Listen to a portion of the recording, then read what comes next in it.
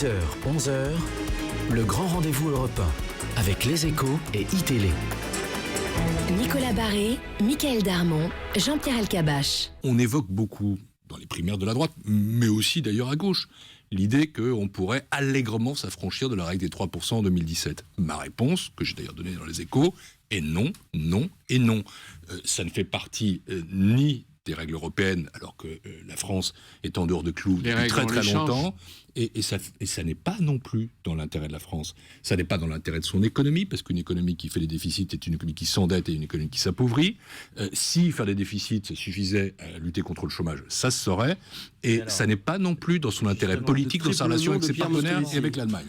Donc, pour ceux qui disent ça, et il y en a à gauche comme à droite, je réponds que la Commission fait et fera son travail après 2017, Nicolas Barré. comme elle l'a fait avant 2017. Nicolas Barré. Ces candidats vous disent, nous, on prévient qu'on ne tiendra pas les 3%.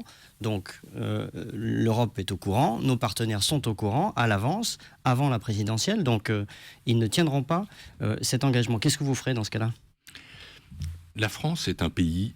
Je vais donner un petit paysage. Aujourd'hui, la moyenne des déficits, la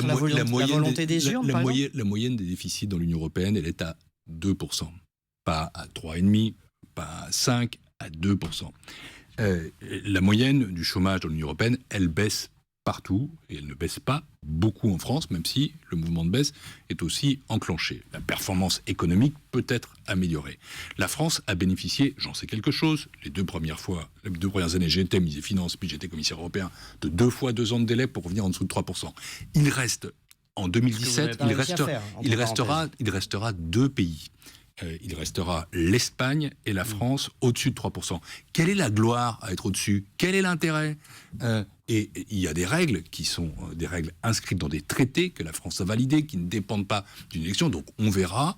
Mais moi, le moment venu, je discuterai avec le président de la République élu, quel qu'il soit, et j'essaierai de le convaincre, quel qu'il soit, que respecter les engagements de la France... Mais comment vous expliquerez à ce président que respecter les intérêts, les règles, c'est l'intérêt de la France.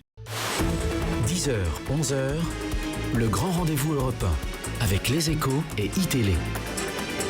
Nicolas Barré, Michaël Darmon, Jean-Pierre Elkabbach.